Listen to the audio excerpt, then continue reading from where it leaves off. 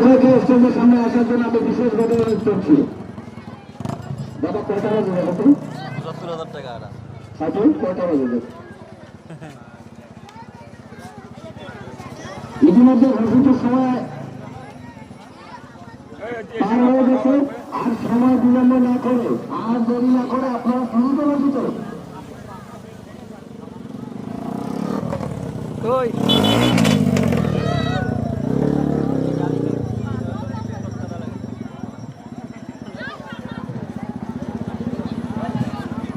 বইটাকে চালানো হচ্ছে।